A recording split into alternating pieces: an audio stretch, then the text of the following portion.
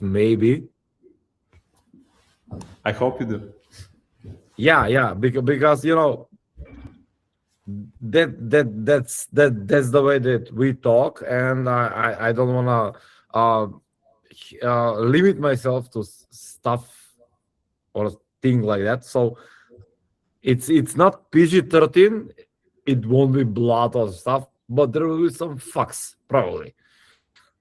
We'll have to edit them after that. Don't Yeah, worry. yeah, I know. Sorry, just let me add just a second. Okay, open system settings. Jesus. Deny.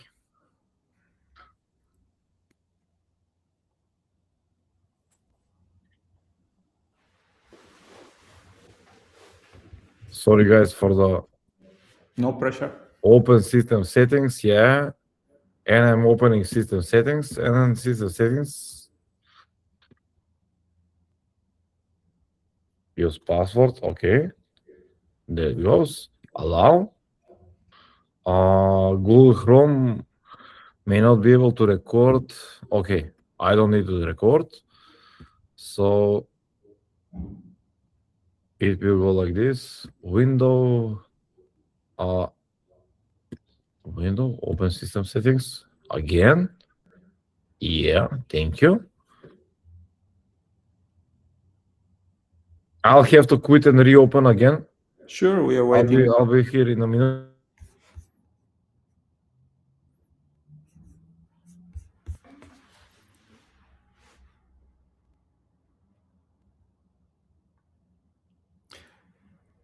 In the meantime, guys, if you have any questions to Gotze, you can write them in the chat and we'll read them to him later. I'm here, guys. Can you hear me? Yep. Yep, great. So it goes in presentation MBU. That's it. You can see it. Yep, that's awesome. Just let me put it in full screen. We can see it clearly, right? No, it's black screen now. It was visible before. Like this? Yep. Okay.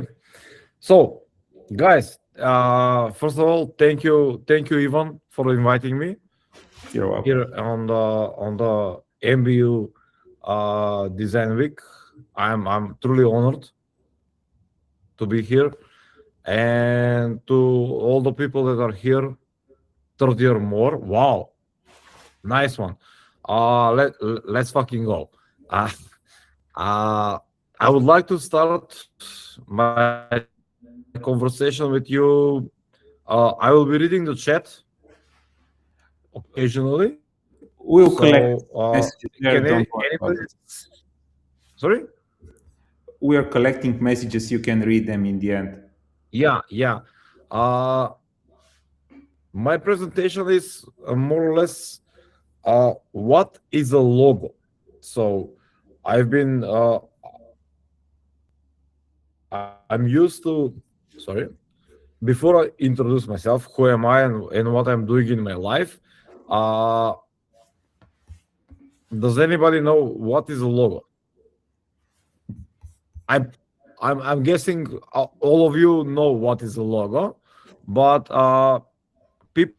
people always talk about what is not a logo, you know, and that's something that really pisses me off, you know. Because you ask what is a logo, people are always saying what is not a logo, and there you are in the middle of nowhere getting answers that you haven't asked for. So, you know, people are talking about logo is not a brand strategy, logo is not brand identity, logo is not visual identity, logo is not creative core creative idea, or logo is not anything else.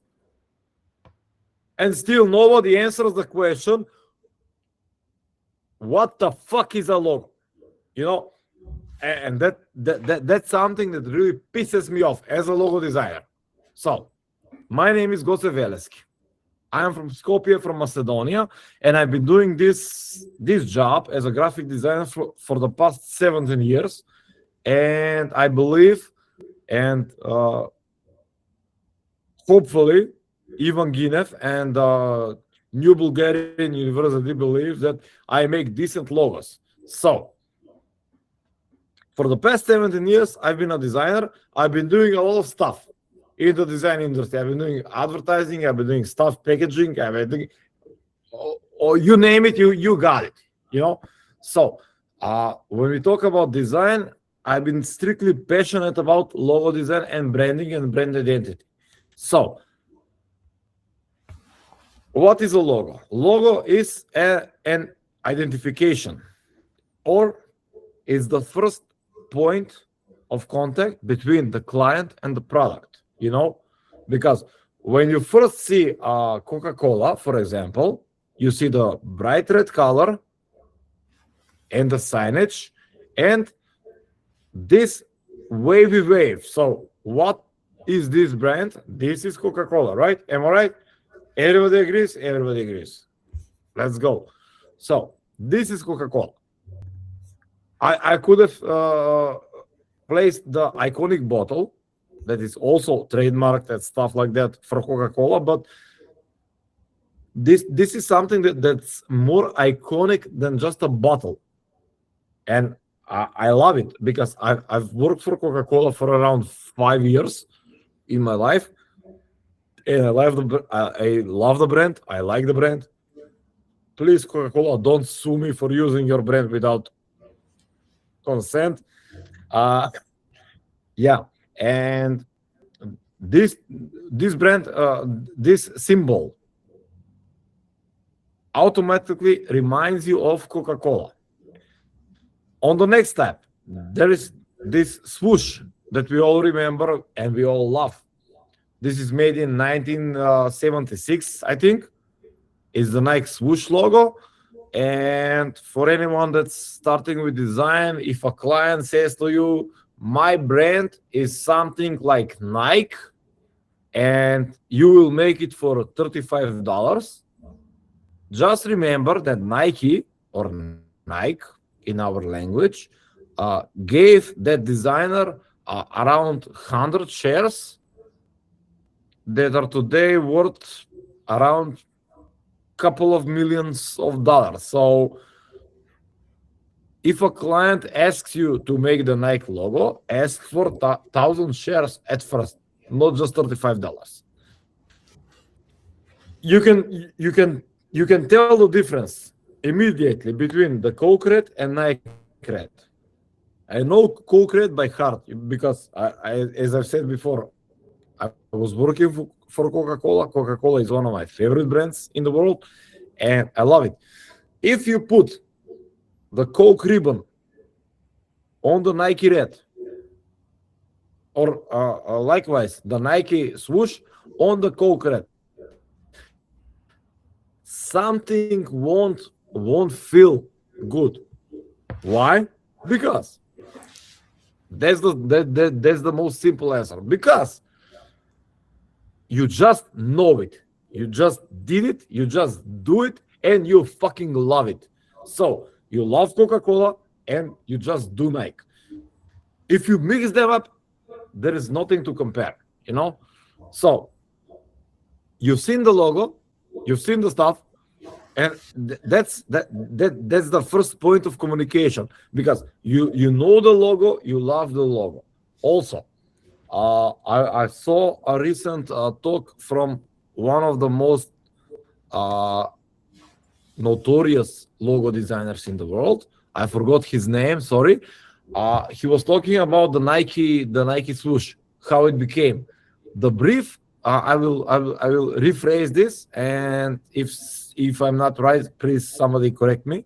The guy was talking about the Nike swoosh. He was talking about, you know, when Nike made the brief about their logo, they didn't think about, okay, let's make this thing memorable, or let's make this you know, awesome. They were like, let's make a logo better than Adidas. So that's the starting point, you know. Let's make it better. And Adidas is, you know, the 3 leaves with 3 stripes, and that's it. And Nike was like, okay, let's make 1 stripe and probably a swoosh. And yeah, in my opinion, as a logo designer and as a brand designer with a lot of years of experience, I can tell that a logo is more than a brand. You know, the brand as itself, it can grow and it can grow and it can grow. But the first point of contact, as I said before, the first point of contact is our logo. We say hello with our logo. We don't say hello with our shoes, for example, for Nike or Puma, as I'm wearing a sweater at the moment. You know, we don't say hello with our product. We say hello with our logo. The logo is the face of the company, is the face of the brand. And the brand would be nothing without the logo. There will be no brand if there is not a logo. So the logo has to tell the story of the brand. You know, Nike, I love Nike. I love Air Jordans. I love all of that stuff. Nike as a brand doesn't have a story that starts with, you know, we made a shoe. No. We made the logo for $35. And that was a student that created our logo. That's the story of Nike. That's the cornerstone of Nike, you know?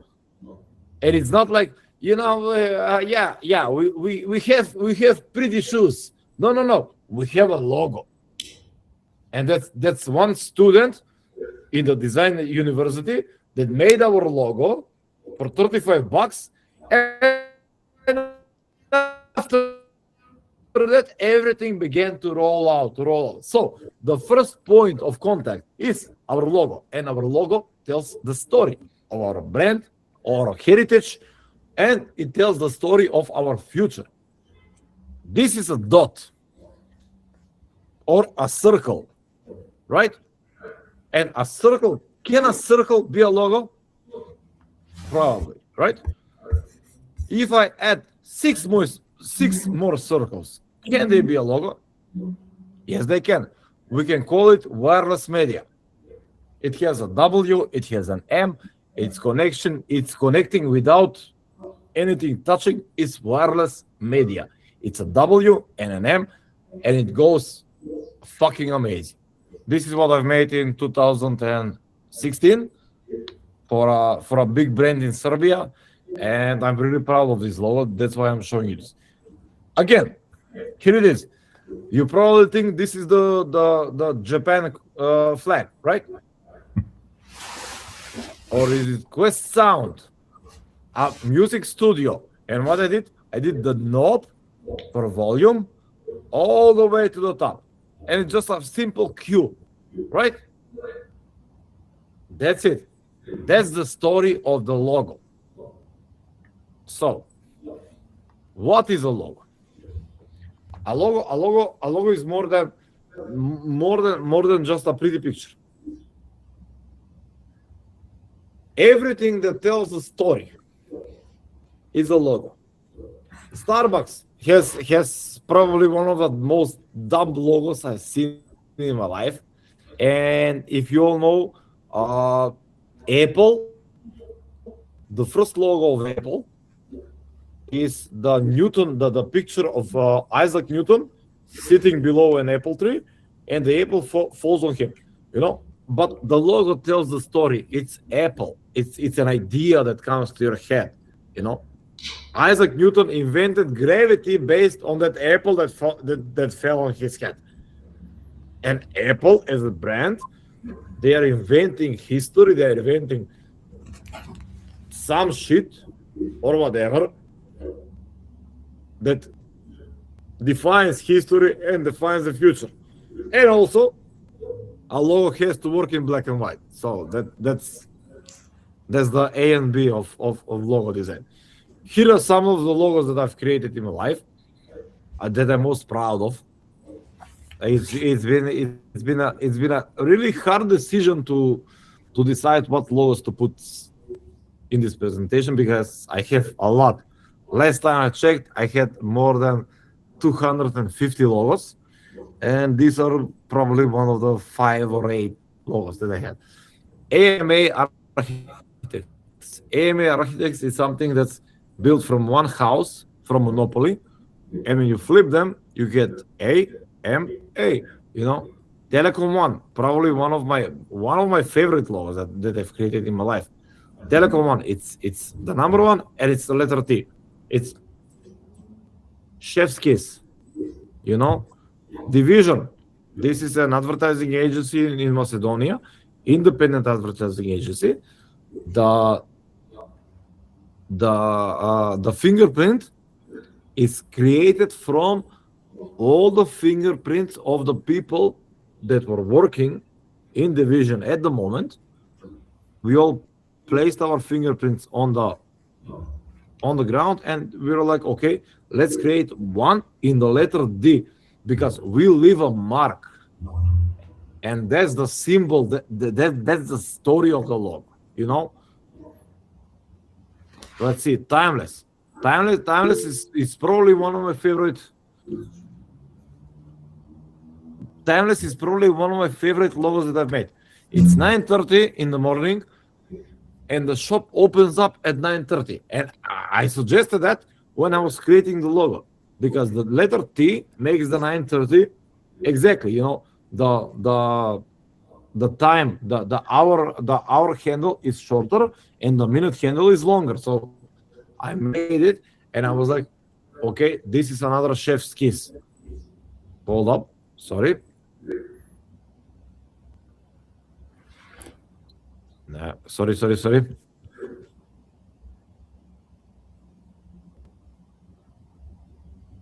Here is something in Cyrillic. GSS, Grafičko Studio Skopje. What are we talking about? We are talking about something that's worth for graphic design, that's worth for graphic design students, and they have to work in Skopje. And this is the most simple way to tell them, let's gather around and let's fucking work together. So, sorry.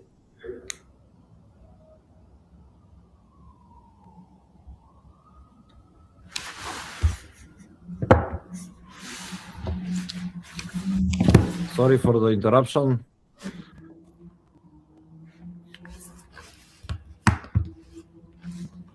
Here is something. Okay, this doesn't wanna.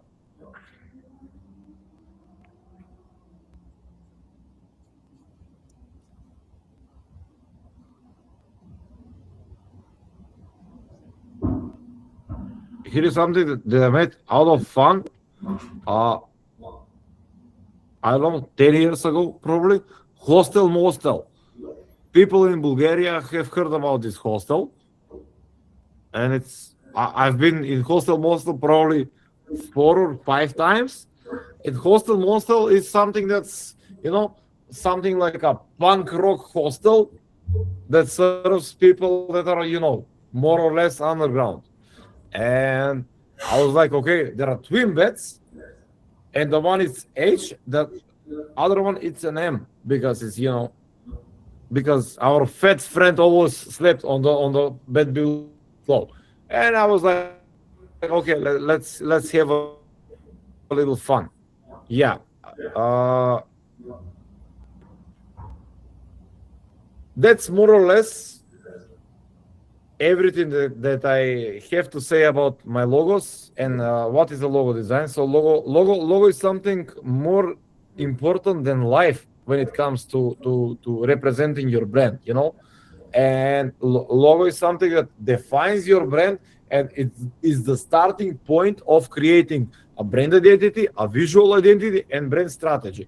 Because without a logo, you have nothing. You have just an idea, and every logo it's the product of a great idea.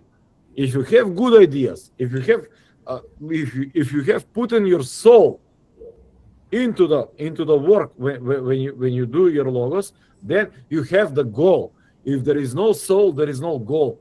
That's something that you have to remember from me. That's something that I can say.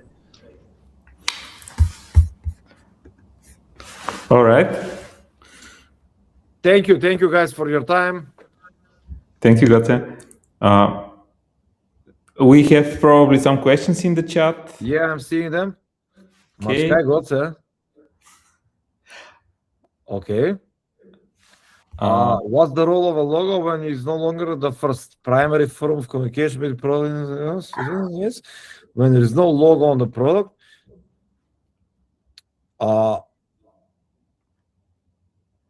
Milan, how do you even register a company without a logo?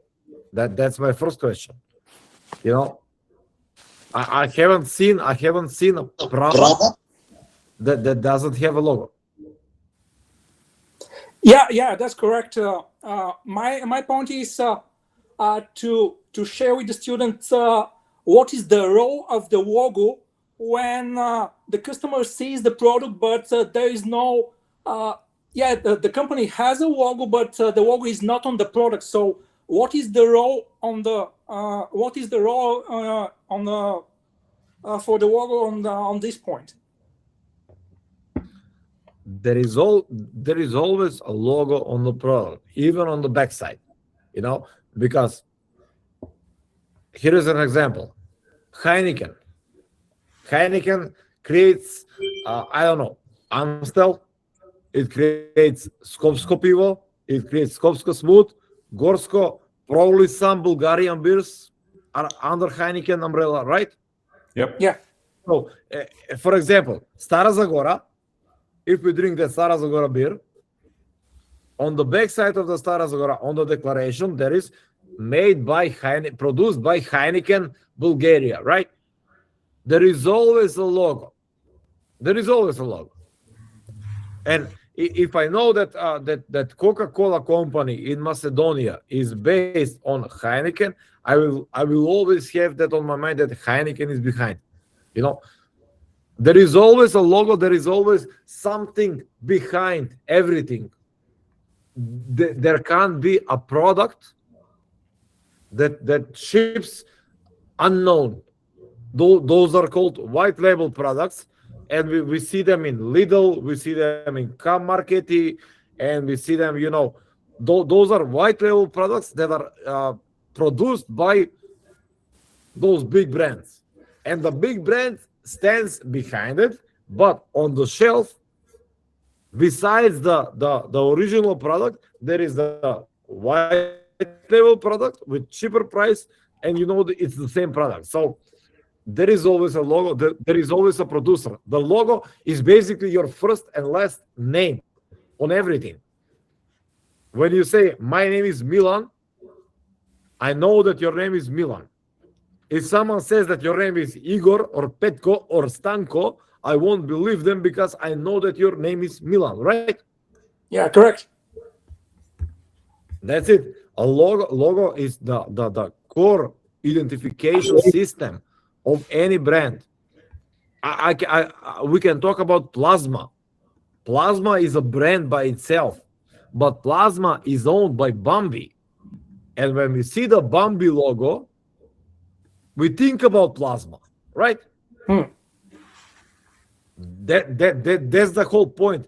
We don't see the logo. The logo doesn't scream in front of us. You know, we don't say make the logo bigger. No, we say make the logo visible, make the logo clear. Let people think about it. And when I see that little Bambi logo that is currently in dispute, and there's a lot of lawsuits and stuff like that, still, when I see the Bambi logo, I think about Plasma. And that's the whole selling point of Bambi as a production. They want to sell Plasma. So yeah, the connection between the logo and the picture in your mind, or the absolutely. When you see red color, what does it remind you of? Fucking Coca-Cola, man. Yeah. Coca-Cola has poisoned us with that red color and with that red, all the time red. So anytime we see red color, we see, oh man, I really need a Coke, right? Yeah, definitely. That's the whole point. That's the whole point of a logo. And when you define the logo with the colors and stuff like that, when you create a brand identity, then you have achieved everything. When everybody is always connected and is thinking about, about your brand, about your logo, about your product. That's the whole idea of a logo. Just do it is a slogan. Yeah. But it automatically reminds me of Nike. If I just read something even remotely close, like I'm immediately, okay, just do it. And I'm okay, I need to buy Nike shoes again. Right? So it's the closest connection. Yeah. My logo is the root that spreads all other stuff. It spreads slogans, it spreads products, it spreads sub brands, everything around it. Gote, we have a couple of more questions. Let me see them. How do you define the difference between a good logo and a great logo? Now the wrong panel. What's the difference between a good logo and a great logo? A good logo, it's a great start. A great logo, it's a good time passed by. So a good logo, it's a great start for a logo, because nobody makes a logo that's gonna be a great logo. Everybody starts with making a decent logo, As I've mentioned before, and thank you, Martina, a good girl. As I mentioned before, Nike didn't believe that they will make a great logo. Nike was just competing with Adidas, and they were like, we want to be some like better than Adidas. That's the brief. If you search on the internet, you will find the brief. We want to be better than Adidas. That's the exact wording that they are using in the brief. We want to be better than Adidas. And that when this lady made the good logo, it took time and presence and continuity to Nike to become a great logo. So it's not like, you can't make a great logo at night. A logo is not something that's love at first sight. Let me be clear. Logo is something that grows up to you. I will tell an example. The Kia logo, the rebranding of Kia. Everybody was hating on Kia. I was like, okay, let's chill a bit. 2 years, 3 years later, now everybody kind of likes Kia. Kia is a good logo. Kia is an okay logo. But at first, it was like, oh, this is terrible. This is Kia N. This is not Kia. And suddenly, everything fell down. The same exact example is for Instagram. When Instagram changed that Polaroid, that full color icon Polaroid into that logo, you can see it on Abstract on Netflix. That's a very good series. When they changed the logo got a huge backlash for 7 days. And after 7 days, everyone was like, okay, we love the logo. All the other brands started to copy their gradient style, to create their logo to look like Instagram. So a good logo is something that you make and something that you believe that is a good logo. A great logo is something that will become in the future if you survive. I hope that I'm clear. You are. One more.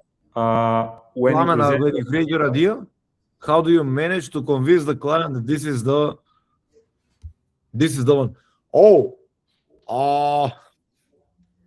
Well, Plamena, sincerely, it's all about the money. in my position right now. We were discussing this yesterday with some of my friends designers, and it was like, how many ideas do you pitch to a client? Are there 2, 3, 4, 20, or just one?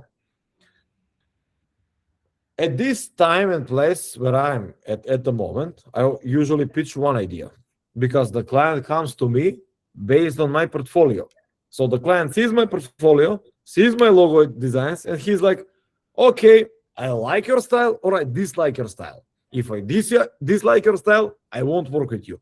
If I like your style, I'm expecting something like this for my brand, right?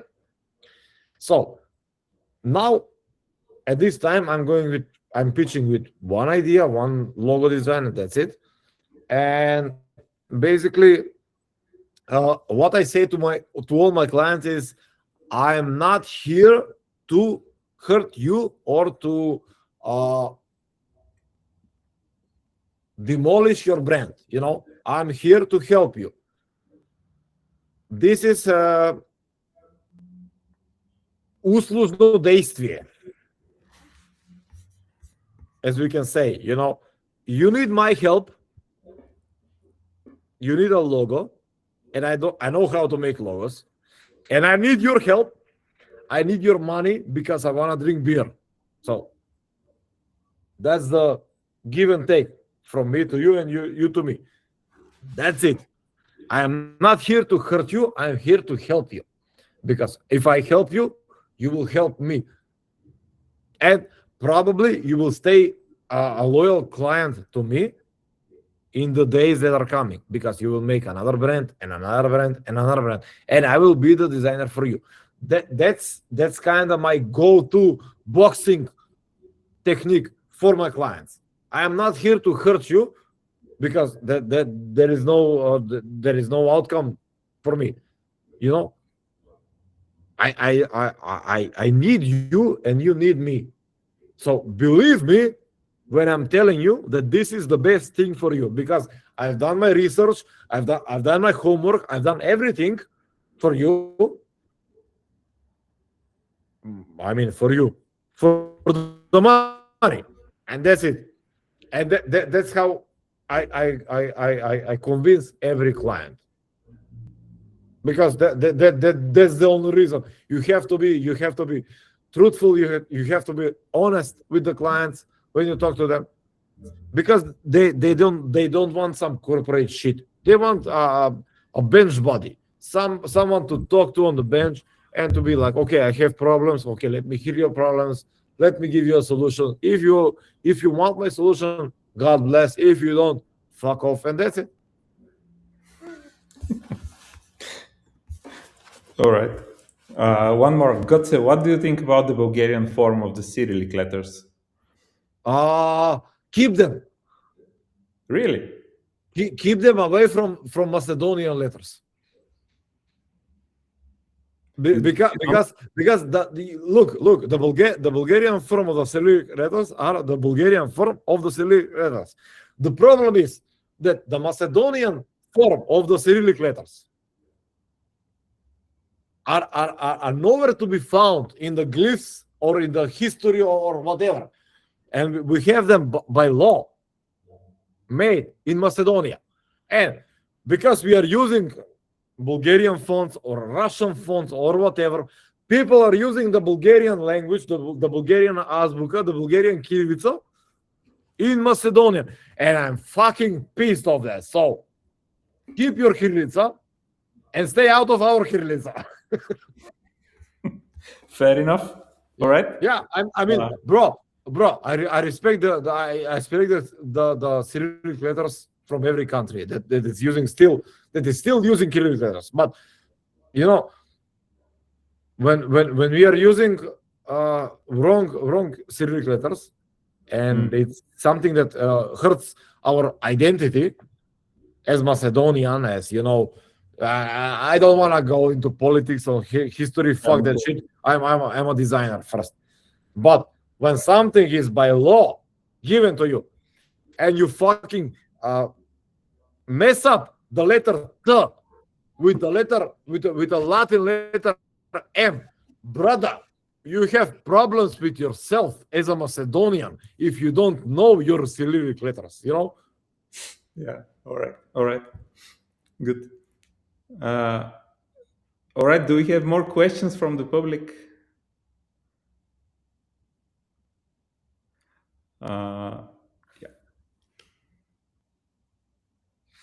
Okay, here's another one. Yeah, I see it. Yeah. Maria, I usually present everything on a presentation, because no client or no brand at all will see a logo on a white paper and that's it. You know, you have to give them everything so they can see and they can feel their brand, because what is the percentage of time when your brand, for example, will be just a logo slapped on white paper? Almost none. Put it on a hat, put it on a t-shirt, put it on a bag, put it on anything just to sell it, because we are sellers, we are selling stuff, and we can't sell a logo on a napkin. That was Dali, and he did it once, and that's it. Chupa Chups was made on a napkin, and that's it. That's once in a lifetime, once in a million years, that Salvador Dali sold a logo on a napkin, and we won't sell it again. If you sell it, God bless. If you don't, that's it. I usually try to present all my logos in every way possible that my client needs. So if my client is a digital product, I always start with fav icons and stuff like that, and I don't know, Instagram story, reel, stuff like that, where will be placed. You know, you have to adapt on your client, because you are working for your client and for his needs. The logo is the final solution of all his problems, and it fulfills all his needs. If the client needs the logo to be seen on a billboard, put it on a billboard. We can sell dreams on clients. Okay. I hope I've helped you. So do everything you can with a logo. You know, the world is yours when you create a presentation. Showcase the best side of you, because your presentation showcases you as a designer, not the logo. The logo is okay. The logo, he either loves it or not. It showcases you as a designer, as a definition of a person that can create, that can help, that can achieve something. You know, it's the mirror of yourself. It's your business card, the presentation when you show it to the client. If you give him everything, he will give you everything. Apparently. All right. One more from me. Have you found use for AI tools in your work, or Yeah. I love AI. I love AI. AI is my it's my best assistant that I have in the world. Because when I do some branding work at 3 a.m. with 10 beers in me, and I have to define a color's name or something like that, I'm like, okay, ChatGPT, bro, listen to me. I have this brand, I have made this and this and this about it, and I have this and this color about it. Give me names for it. And I press enter, and he's like, brr. Okay, go say, this is for you. This is the name.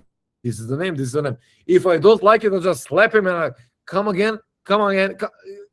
Let's rewind it and let's go again. AI is the best thinking body for you. You make the hard work, you make everything, look perfect. And the boring work, the boring part where you have to define wordings and the boring bullshit. That's where I use AI. I don't use it for making pictures or okay. I use it to make comedic pictures from stuff, but I don't use it to define my work. I will cut my hands if I ever use AI to design something for me, brother. I have a functioning brain, and 2 functioning hands. With the right one, I have the mouse. With the left one, I have the keyboard. So unless they stop work, I won't use AI for that shit. That's the same thing with those e-scooters. Until my 2 legs work, I won't ride an e-scooter. I will ride my bicycle because I'm a functional human being, and that's what I said. People need soul in their designs. AI can't give you soul. AI is just ones and zeros, that's it. You have to have soulful design for people. If you have soulless design, you have nothing. You have rich glare, gold shit over your pictures, and that means shit. Look at all the flyers that are now coming out with AI. Everything looks the same, brother, and people are talking that Helvetica looks the same on everything. Now, double standards? Much? That's it. No, Milan. No. I make Thank you for being so real. I hate using AI for design stuff, and I'm really happy to see someone who hates using AI stuff. No, I don't hate AI. I love AI. AI is my best buddy. Because It's without perfect AI, for I will be memes, pissed for off all the color time. names and shit like that. But for designing, No, but I'm a functional human being. You know that's my real problem. Because if we give up on AI, then everybody who knows the alphabet will be a designer, and that's the only problem that I have. Because everybody that knows, that my cousin knows how to do something on computers, so he can make it. Now we are skipping the cousin, and we are giving everything to AI. Let's think about the cousin. Let's not skip the cousin. The cousin is immortal now. All right. All right. Sorry for being so loud. It's a it's good to be emotional about some things. Okay, do we have more questions? Martina. All right. So let's take a quick break and we'll continue with another presentation. Gotse, thank you very much. Thank you very much. I love you. I love Bulgaria. I love everybody. Thanks for watching me. God bless. Okay. See you soon. See you. Bye. Чао. Продължавам на български. След 10 на минути ще се включим пак и ще направим кратка презентация на някои от новите проекти, които имаме в нашата тема за възраждане на български шрифтове от 20 век. Така че ви очаквам след 10 на минути отново в кола. Така, аз имам един бърз въпрос. Слушам. Така, аз не съм студент от Новиот Бугарски Универзитет, но се занимавам с шрифтове. Дали има как да се включа към проекта, тъй като в последно време се занимавам с възстановяване и историческа реставрация на един шрифт от Борис Ангелушев. Това е жестоко. Изпратете ми имейл на fontrevival.com. В последната страница има контакти, имаме доста други неща на Борис Ангелушев и аз съм работил по негови, така че надявам се да си намерим общ език. Ще си намерим.